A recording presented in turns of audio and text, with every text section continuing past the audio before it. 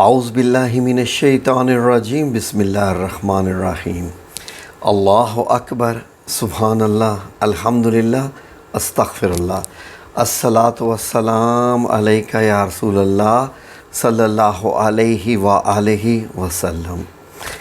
ناظرین، میں اپنی ہر ویڈیو میں جو الصلاۃ والسلام علیک یا رسول اللہ پڑھتا ہوں، یہ اس لیے ہوتا ہے کہ جب میں پڑھتا ہوں تو یقیناً آپ لوگوں کے بھی دل ساتھ پڑھتے ہیں، یعنی کہ میرے پڑھنے کے ساتھ جب آپ نے پڑھ لیا تو اس کا مطلب یہ ہوا کہ یقیناً اس کا اجر و ثواب آپ کو تو ملنا ہی ہے، اور یہ ایک ایسا ذکر ہے کہ جو کہ مقبول ذکر ہے، اس میں شک کی گنجائش ہے ہی نہیں ہے۔ بعض ایسی دعائیں ہوتی ہیں کہ جن کو رکھ لیا جاتا ہے، وہ ایسی دعائیں ہوتی ہیں کہ اس لیے رکھ لیا جاتا ہے کہ اللہ رب العزت نے کوئی نہ کوئی حکمت سوچ رکھی ہوتی ہے ان کے متعلق کہ یہ آپ کی دعائیں قبول ہونی ہیں، لیکن ان کی قبولیت کا ٹائم وہ ہے۔ آپ لوگوں نے بہت ساری جگہ پہ یہ نوٹ کیا ہوگا ناظرین کہ آپ نے دعا مانگی تھی آج سے 5 سال پہلے، اور دعا وہ آج قبول ہوئی اور اچانک قبول ہوگی۔ اب جب کہ آپ نے مانگی بھی نہیں، لیکن آپ کی وہ دعا قبول ہوگی جو آپ نے 5 سال پہلے رو رو کے گڑ گڑا کے مانگی تھی۔ تو یہ ناظرین، یہ ایسا ایک معاملہ ہے جو انسان سمجھ نہیں پاتا، لیکن کیونکہ اللہ رب العزت بہتر تدبیریں کرنے والا ہے، واللہ خیر الماکرین، اللہ رب العزت سب سے بہتر تدبیریں کرنے والا ہے۔ اصل میں انسان، آپ کو معلوم ہے ناظرین، کہ جلد باز ہے۔ آپ کو کیسے معلوم ہے؟ وہ ایسے معلوم ہے کہ ہمیں اللہ رب العزت نے بتایا ہے۔ جب حضرت آدم علیہ السلام میں روح ڈالی جا رہی تھی تو جسم نے کانپنا شروع کر دیا، اور جب کہ ابھی پورے جسم میں روح ڈالی بھی نہیں تھی تو اللہ رب العزت نے اسی وقت فرما دیا تھا کہ انسان بہت جلد باز ہے۔ آپ نے دیکھا ہوگا کہ ناظرین، ہم میں سے وہ لوگ جو وظائف کرتے ہیں، وظیفے کرتے ہیں، ذکر کرتے ہیں، اذکار کرتے ہیں، رات کو ہم ذکر کرتے ہیں اور ہمارا یہ دل کرتا ہے کہ صبح اٹھیں تو جناب وہ چیز ہمارے سامنے پڑی ہو جس کے لیے ہم نے ذکر کیا تھا۔ اگر آپ کی وہ خواہش نہیں پوری ہوئی، اگر آپ کو وہ چیز ابھی تک نہیں ملی تو آپ سمجھیں کہ شاید آپ کا ذکر ضائع گیا، جبکہ ناظرین ایسا بالکل نہیں ہے۔ ذکر ضائع نہیں ہوتا ہے، کسی بھی مقام پہ ذکر ضائع نہیں ہوتا ہے۔ کیا وجہ ہے ناظرین؟ تو ہم کیوں ایسا سوچتے ہیں؟ ناظرین، بعض دفعہ آپ لوگ ایک چیز مانگ رہے ہوتے ہیں اور وہ چیز جب آپ کو مل جاتی ہے تو آپ کے ہاں اس کی اہمیت بھی کم ہو جاتی ہے۔ وہ چیز مانگنے تک کی لیمٹ ہوتی ہے۔ ہم میں سے ناظرین کون سا بندہ نہیں ہے جس کو نئے گھر کی خواہش نہیں ہے کہ نیا گھر ہو، یہ ہو، وہ ہو، لیکن جب نیا گھر مل جاتا ہے تو کیا آپ کی وہ خواہش رہ جاتی ہے؟ کیا وہ جو اس گھر کے لیے آپ کی تڑپ تھی وہ کتنے دن تک رہے گی؟ دیٹس اٹ، فیو منتھس اور ڈیز، ایئرس تو نہیں۔ لیکن ناظرین، اسی طریقے سے آج کل کی جو نوجوان نسل ہے وہ تو ہے ہی ماشاءاللہ خواہشات کے تابع ہے۔ ان میں جو سب سے خواہشات جو بڑی ہوتی ہیں کہ مجھے یہ موبائل مل جائے جو دنیا کا سب سے قیمتی موبائل ہے۔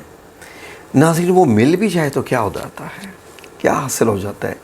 مل بھی جاتا ہے، بچے سوچتے ہیں کاش کہ یہ گاڑی ہمارے پاس ہو، کاش کہ یہ والا موٹر بائک ہمارے پاس ہو۔ وہ مل بھی جائے تو کیا ہو جاتا ہے؟ اس لیے ناظرین، خواہشات کیا ہے کہ ان کی لیمٹ نہیں ہوتی ہے۔ خواہشات کا تعلق انسان کے جو ہے وہ ایج کے ساتھ ساتھ ہوتا ہے، ریکوائرمنٹ کے ساتھ ساتھ ہوتا ہے، اور یہ کبھی مکمل نہیں ہونے والی ہوتی ہیں۔ حتیٰ کہ وہ لوگ، یہ تو میں جوانوں کی بات کر رہا ہوں، نوجوانوں کی جو کہ زندگی میں اتنے سیریس بھی نہیں ہوتے۔ ناظرین، اگر آپ غور کریں تو وہ بزرگ لوگ آپ کے خاندان میں بھی ہوں گے، ہر خاندان میں ہوتے ہیں، جو آپ دیکھ رہے ہوتے ہیں کہ وہ بزرگ پیسہ کمائے جا رہے ہیں، بینک بھرے جا رہے ہیں، خرچ بالکل نہیں رہے۔ تو کیا معاملہ ہے ناظرین؟ وہ پھر پیسہ کس لیے کما رہے ہیں؟ تو میرے رب کریم نے ان کے متعلق کہہ دیا، الہاکم التکاثر حتی زرتم المقابر، کہ دولت جمع کرنے کی ہوس نے تمہیں غفلت میں ڈالے رکھا یہاں تک کہ تم قبروں میں جا پہنچے۔ ناظرین، خواہش کرتے وقت ہم اس خواہش کے تابع ہوتے ہیں۔ یہ سمجھ لیجئے کہ وہ خواہش ہمارے ذہن پہ رول کر رہی ہوتی ہے کبھی آپ نے دیکھا ہے جب جو مرد اور عورت ہوتے ہیں، خواہ وہ کسی بھی ایج کے ہوں، اس میں کیونکہ ایج کی تو لیمٹ نہیں ہے، جب کوئی لڑکا چاہتا ہے اس لڑکی سے شادی ہو جائے، یا لڑکی بھی وہ چاہتی ہو، یا مرد ہو، یا وہ کوئی خاتون ہو، کسی کے ساتھ بھی یہ معاملہ ہو جائے، آپ کو معلوم ہے کیا ہوتا ہے؟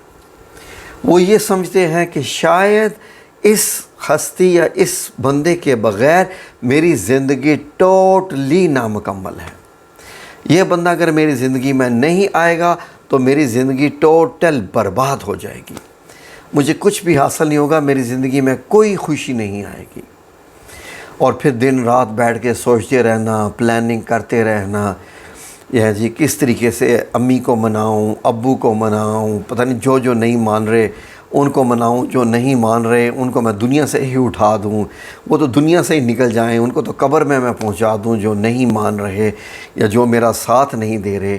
وہ جو خواہش ہوتی ہے ناظرین، وہ آپ کو ایسے اپنے تابع کر لیتی ہے کہ اس میں آپ سب سے پہلے جو چیز بھول جاتے ہیں وہ اخلاقیات ہوتا ہے۔ اخلاقیات آپ بالکل بھول چکے ہوتے ہیں کہ مجھے کس کا کتنا احترام کرنا ہے، مجھے کس کی کتنی خواہش کا احترام کرنا ہے، مجھے کیا کیا کرنا ہے، اس وقت آپ سب کچھ بھول چکے ہوتے ہیں۔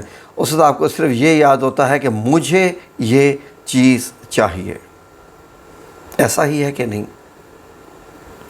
اور اسی طریقے سے ناظرین، وہ بیچارے میں اس لیے کہہ رہا ہوں کہ جب بندہ بیمار ہو جاتا ہے، وہ بندے جن کو کینسر ہو چکا ہوتا ہے، جو کہ بستر پہ پڑے اور ڈاکٹر کہہ دیتا ہے کہ آپ کی آخری سٹیج ہے، ان سے پوچھیے کہ ان کی کیا خواہش ہے؟ شادی، لڑکی، دولت، بہترین گاڑی، بہت بڑا بنگلہ، یا کیا؟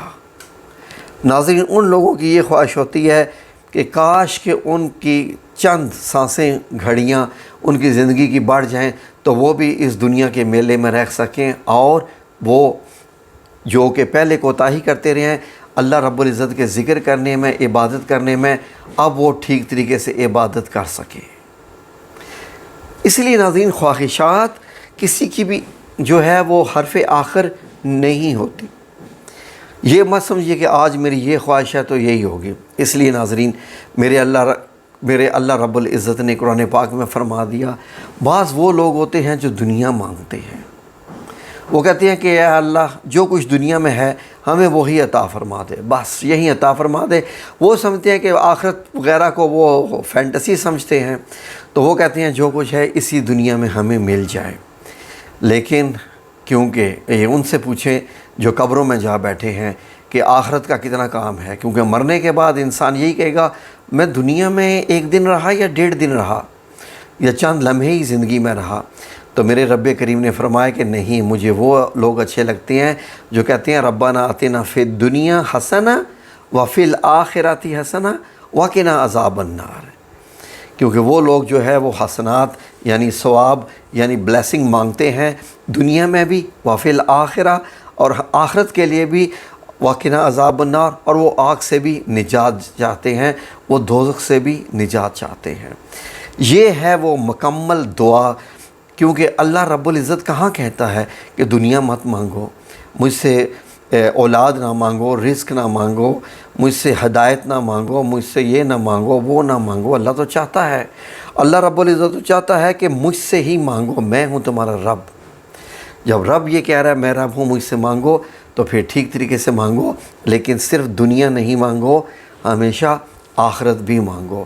تو میں نے یہ سوچا کہ یہ آپ کے ساتھ شیئر کیا جائے کہ آپ لوگ ہمیشہ آخرت کو اپنے ذہن میں رکھیں۔ دعائیں قبول نہ ہو رہی ہوں تو وہ رکھ دی جاتی ہیں، وہ قبول ہونی ہوتی ہیں۔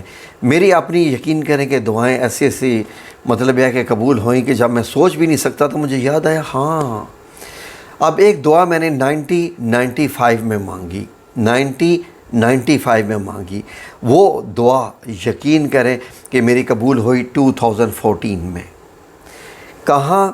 1995 اور 2014 یعنی 5 اور 19 سال کے بعد وہ میری دعا قبول ہوئی۔ اور جب دعا قبول ہوئی تو مجھے یاد آیا کہ ہاں میں نے وہاں پر کھڑے ہو کے یہ رب کریم سے دعا مانگی تھی، اور میں نے رب سے کہا تھا کہ تیرے خزانے میں کمی نہیں، اگر یہ لوگ ایسے تو میں ایسا کیوں نہیں۔ یا رب العزت، آئی لو یو اللہ جی، آپ دعائیں ہماری قبول فرماتے ہیں۔ یا میرے مولا کریم، ہم سب لوگوں کو صبر اور شکر کرنے کی توفیق عطا فرما، تاکہ ہم جلد باز نہ ہوں، تاکہ ہم ہمیشہ اگر کسی چیز میں دیر ہو رہی ہے تو اس کو تیری حکمت سمجھیں۔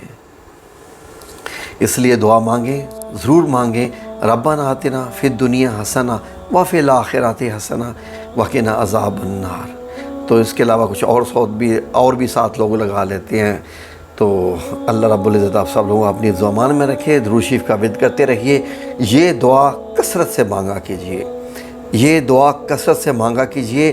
اللہ رب العزت نے خود فرمایا ہے کہ مجھے وہ لوگ پسند ہیں جو یہ دعا کرتے ہیں۔ تو کیا آپ نہیں چاہیں گے کہ اللہ رب العزت آپ کو پسند کرے؟